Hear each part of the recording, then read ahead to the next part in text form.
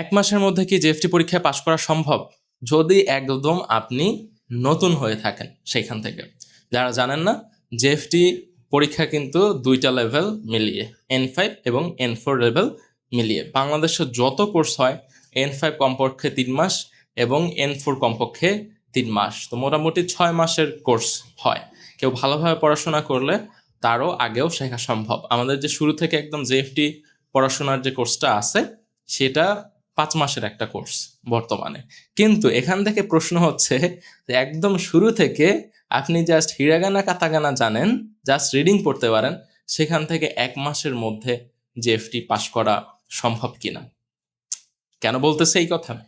আমার হচ্ছে একটা স্টুডেন্টদের সাথে, না অনলাইন থেকে, আমার কোর্সের স্টুডেন্ট না, কথা হচ্ছিল। সে আমার সাথে হচ্ছে যোগাযোগ করছেন, বলতেছে যে স্যার আমার তো জুলাইয়ের 16 তারিখে হচ্ছে পরীক্ষা জেএফটির। আমি হচ্ছে 2025 সালে একটা কোচিং সেন্টার থেকে N5 একটু পড়াশোনা করছে, হিরাগানা আর কাতাকানাটা শিখছে, রিডিং জাস্ট পড়তে পারে। সেখান থেকে এই জুলাইয়ের 16 তারিখ হচ্ছে তার পরীক্ষা। এখন 1 মাস আমার একটু পড়াবেন কিনা। হ্যাঁ, যদিও আমি হচ্ছে ব্যাচের বাইরে কাউরে পড়াই না, প্রাইভেট আমি হচ্ছে কাউরে পড়াই না। হ্যাঁ, সেটা ভিন্ন কথা। এখন আমাকে 1 মাস পড়াবেন কিনা। এখন আমি তারা বলছি যে আপনি যে অবস্থানে এখন আছেন সেখান থেকে 1 মাসে পাশ করা আসলে সম্ভব না। কখনোই জেএফটি পাশ করা সম্ভব না। এটা আপনার আগে ডেট নেওয়ার আগে চিন্তা ভাবনা করার কথা ছিল। অনেকেই জাস্ট পরীক্ষা দেবে কখন আর জাপান যাবে এইটা চিন্তা ভাবনা, কিন্তু পরীক্ষায় পাশ করতে যে পড়াশোনা করা লাগবে, একটা যে প্ল্যান, সবকিছু, এই ব্যাপারে কারো কোনো ভ্রুক্ষেপ নাই। এই কথা আমি যখন তারে বলছি, এখন সে বলতেছে যে আপনার কাছ থেকে হেল্প চাইছিলাম স্যার, অভিশাপ চাই নাই। এখন আমি বলতেছি যে আমি আসলে আপনার অভিশাপ কেন দেবো? অভিশাপ তো দেই না, আপনার সাথে তো আমার কোনো শত্রুতা নাই। হ্যাঁ, আপনি যদি আমার কাছে ভর্তি হন, 1 মাস পড়াশোনা করেন, তো আমার কোনো ক্ষতি নাই। আপনাকে আমি বাস্তবতাটা বললাম যাতে করে আপনার যদি কাঙ্ক্ষিত ফলাফল না আসে তাতে যেন আপনি হতাশ না হয়ে যান।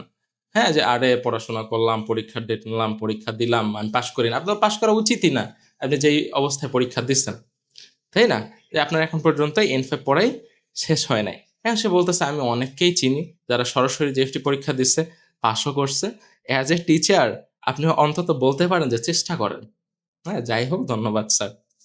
এখন যারা জেএফটি পাস করছে তারা কি 1 মাসে পড়ে কেউ পাস করছে? একদম শুরু থেকে জেএফটি পরীক্ষার প্রস্তুতি পর্যন্ত 1 মাসের মধ্যে পড়ে পাস করছে? এরকম নট আ সিঙ্গেল পারসন, কেউ নাই। 2টা লেভেল 1 মাসের মধ্যে পড়া সম্ভব না। যদি কেউ অনেক ভালো স্টুডেন্ট হয়ে থাকে তারপরও 4 থেকে 5 মাস সময় লেগে যায়, কেউ যদি সারাদিনও পড়াশোনা করে। এখন কি তারে আমার অন্তত জাস্ট আশা দেওয়া উচিত ছিল? তা আমি তারে বলছি যে কাউকে মিথ্যা আশা দেখিয়ে কি লাভ? যেটা ইম্পসিবল, ইম্পসিবল স্বপ্ন, এটা তো আপনার দেখার দরকার নাই যে 1 মাসের মধ্যে আপনি পড়ে একদম পাস, সেফটি পরীক্ষা পাস করে ফেলবেন। এটা পসিবল না, কোয়াইট ইম্পসিবল। এটা বিগত কেউ করে নাই। যে কারণে আপনার এই উল্টাপাল্টা সিদ্ধান্ত নেওয়ার কারণে আপনি যখন এই পরীক্ষাটা দিবেন, ওটা বাসার মানুষ জিজ্ঞেস করবে, আরে তুমি না পরীক্ষার জন্য 5,000 টাকা নিছিলা, 4,000 টাকা নিছিলা, পরীক্ষা কি দিছো? তাহলে ফেল করছো, কেন ফেল করছো? আচ্ছা তুমি ফেল করছো, আর পড়াশোনার দরকার নাই, তোমার দিয়ে হবে না, তাইলে বাদ দাও। এটা প্যারার মধ্যে পড়ে যাবে। তাইলে আপনি এটা কেন করবেন? বাস্তবতা, আপনি আগে প্ল্যানিং করেন, আগে পড়াশোনা করেন, তারপর না আপনি পরীক্ষা দিতে যাবেন। যারা একদম শুরুতে আছেন, এখন জেএফটির জন্য পড়াশোনা করবেন, আপনারা খালি জাস্ট পরীক্ষার টেনশন করে কোনো লাভ নাই। আপনি যদি একদম নতুন থেকে এখন জাপানি ভাষা শিখে আপনি জাপান যেতে যাচ্ছেন জেএফটি পরীক্ষা দিয়ে, তাহলে শুরুতেই আপনি কোনো একটা N5 কোর্সে ভর্তি হয়ে যেতে পারেন। তারপর হচ্ছে আবার জেএফটি পড়াশোনা, অথবা একদম শুরু থেকে জেএফটি পড়ায় এরকম কোনো কোর্সে ভর্তি হয়ে যেতে পারেন।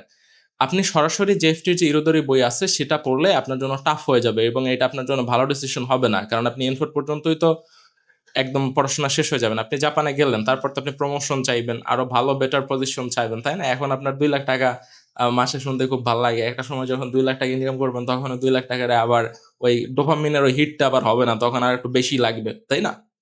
তো তখন আপনার আপনার কিন্তু এটা একটা ভালো ডিসিশন হবে না। যে কারণে আপনার শুরুতে N5 এর বইটা কিছুটা পড়তেই হবে, যেমনটা আমাদের N5 প্লাস জেএফটি কোর্সে পড়ানো হয়। N5 থেকে গ্রামার পাঠটা হচ্ছে সবচেয়ে বেশি ইম্পর্টেন্ট। ওই গ্রামারটা পড়ার জন্য আপনার কিছু ভোকাবুলারি শিখতে হবে।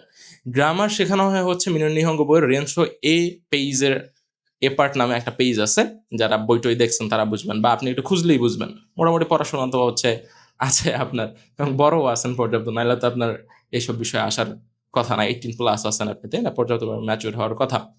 ওই রিয়াংশ এই পেজটা অর্থাৎ পুরো মিনমিনকে N5 বই থেকে আমাদের জাস্ট একটা পেজ করে পড়তে হবে, প্রত্যেকটা লেসন থেকে 25টা পেজ, কমপক্ষে 20 লেসন পর্যন্ত 20টা পেজ। গ্রামারগুলোই হচ্ছে আমাদের সব থেকে বেশি ইম্পর্ট্যান্ট, বাট ওই গ্রামারগুলো শেখার জন্য আমাদের কিছু ভোকাবুলারি শিখতে হবে। তো N5 থেকে ওই ভোকাবুলারি আর গ্রামারটা হচ্ছে আমাদের শিখতে হবে মোস্ট ইম্পর্ট্যান্ট। তারপর হচ্ছে আমাদের যে জেএফটি বই আছে, ইরোদরি বই, সেইটার মধ্যে আমরা বাকি সবকিছু শিখবো। এখানে আমাদের ভোকাবুলারি শিখতে হবে, আমাদের কাঞ্জি শিখতে হবে, সবকিছুই হচ্ছে আমাদের ওই বইয়ের মধ্যেই শিখতে পারবো। বাট ওই বইটা পড়া শুরু করার জন্য আমাদের হচ্ছে N5 থেকে ভোকাবুলারি এবং গ্রামারটা জানতে হবে। এর পাশাপাশি আপনি কিছু কাঞ্জি শিখেও আগিয়ে রাখতে পারেন, যত আগিয়ে রাখতে পারেন সেটা তো আপনার জন্য হেল্পফুল হবে। এবং আপনার যদি ভোকাবুলারি, যেহেতু আমাদের স্পেশাল নোট দেওয়া থাকে, সেখানে হচ্ছে কমে যায় N5 থেকে যখন পড়াশোনা সময়, বাট ওইটা যার মুখস্থ হয়ে যায় সে হচ্ছে ইরোদরি যে ভোকাবুলারি নোট আছে ওইটা তাকে আগেই দিয়ে দেওয়া হয়, যাতে করে সে পড়াশোনা করে আগিয়ে রাখতে পারে। সেটা তো আপনার সাথে হচ্ছে আমার বিস্তারিত আলোচনা হবেই ক্লাসের মধ্যে। বাট এই একটা বিষয় যেটা হচ্ছে যে জেএফটি তো পাশ করে এত পার্সেন্ট মানুষ পরীক্ষায়, এত পার্সেন্ট মানুষ পাশ করে। বাংলাদেশে 2 লাখ টাকা ইনকাম করে কয় পার্সেন্ট মানুষ? 1%, মেবি তার থেকেও কম। সো আপনি যখন সেই লেভেলের একটা ড্রিম দেখতে যাচ্ছেন, ওইটা জাস্ট হচ্ছে দুধ ভাত ভাবলে তো হচ্ছে হবে না। আপনি 20-25 বছর পড়াশোনা করে কি পাচ্ছেন?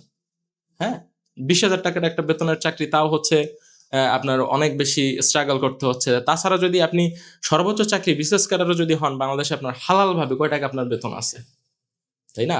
আপনি যদি অসৎ হইতে চান তাহলে তো সেটা আপনার লিমিট আনলিমিটেড। হ্যাঁ, আপনি হচ্ছে একটা মন্ত্রণালয়ের একটা ড্রাইভার হয়ে 1,000 কোটি টাকার মালিক হয়ে যাবেন। হ্যাঁ, 400 কোটি টাকার মালিক হয়ে যান, প্রধানমন্ত্রী যেমনটা বলতো। ওইটা তো হচ্ছে ভিন্ন কথা। বাট হালাল ভাবে 2 লাখ টাকা কয়জন ইনকাম করে বাংলাদেশে? আপনি যদি সেই টাইপের একটা ড্রিম দেখেন, তাহলে আপনার ডেডিকেশন লেভেলটাও ওই কায়দায় থাকতে হবে। আপনার ওই লেভেলের পড়াশোনা করতে হবে। নেক্সট টাইম কেউ যদি শুনেন যে সে জেএফটি পরীক্ষা দিছিল বাট ফেল করছে, হয়তো 1-2 বার সে ফেল করছে, তার জিজ্ঞেস করবেন যে তুমি কি N5 পড়ছিলা? আচ্ছা, N5 পড়ছো। তারপর কি ইরোদরি বই পড়ছিলা? কতদিন পড়ছো? 3টে বই আছে, 3টে বই কি পড়ছিলে? তারপরে প্রশ্ন সমাধান করেছিলেন? আচ্ছা, কোথা থেকে পড়াশোনা করছেন? কতদিন পড়াশোনা করছেন? এগুলা সব ডিটেলসে শুনবেন, দেখবেন যে সে ইনফরমেশন গুলা দিতে পারে কিনা। যারা ফেল করছে ম্যাক্সিমাম দেখবেন তাদের ভিতরে ঘাপলা আছে, যে ভালোভাবে কি পড়াশোনা করছে? পড়ে নাই, সব কয়টা বই পড়ে নাই, সব কয়টা লেসন পড়ে নাই, সে জাস্ট পরীক্ষা কবে দিবে সেই পরীক্ষার ডেট নিয়ে তারপর হচ্ছে পড়াশোনা শুরু করে, এই যে এরকম। হ্যাঁ, তো এরকমটা হচ্ছে করা যাবে না। কোনো একদম স্বপ্ন দেখা যাবে না যে এটা হচ্ছে বিয়ন্ড ইমাজিনেশন, যেটা বাস্তবের থেকে অনেক বেশি দূরে। এই টাইপের স্বপ্ন টপ্ন দেখলে সেটা হচ্ছে পূরণ হবে না। বাস্তব ভিত্তিক কথাবার্তা বলতে হবে। আর জাস্ট সুন্দর সুন্দর কথা শুনলেই যে হ্যাঁ হ্যাঁ হ্যাঁ পড়ান, পাশ করে যান, এটা তো হবে না। আপনারা যদি আমি বাস্তব ভিত্তিক উল্টাপাল্টা স্বপ্ন দেখাই, বাস্তব ভিত্তিক স্বপ্ন না দেখাই, সেটা তো আসলে কোনো লাভ নাই। তো আপনি যদি পড়াশোনা করতেই চান, জাপান যদি যেতেই চান, ওই শর্টকাট আপনার 1-2 মাসের মধ্যে হয়ে যাবে এরকম বিষয়টা না। আপনার মোটামুটি পড়াশোনা থেকে শুরু করে ভিসা প্রসেসিং 1 বছর প্লাস মাইনাস সময় নিয়ে আপনার এই পড়াশোনাটা কিন্তু করতে হবে। তাহলে আবার দেখা হবে কোনো একটা ইন্টারেস্টিং আলোচনা নিয়ে। কোনো প্রশ্ন নিয়ে থাকলে কমেন্ট বক্সে জানিয়ে দিতে পারেন। দেখা হবে পরবর্তী ক্লাসে। সে অনুসারে ক্লাস ক্লাসেও দেখা হবে স্টুডেন্টদের সাথে, অথবা কোনো আপডেট ভিডিওতে, ডিসকাশন ভিডিওতে। সে পর্যন্ত সবাই ভালো থাকেন। বাই দ্য ওয়ে, আমি হাসিফ খান সেন্সেই। যারা আমাকে চেনেন না, আজকে চিনলেন, হয়তো অনেকে আমাকে চিনেন। দেখা হবে পরবর্তী কোনো একটা ভিডিওতে। সে পর্যন্ত সবাই ভালো থাকেন। আসসালামু আলাইকুম। জামাতা।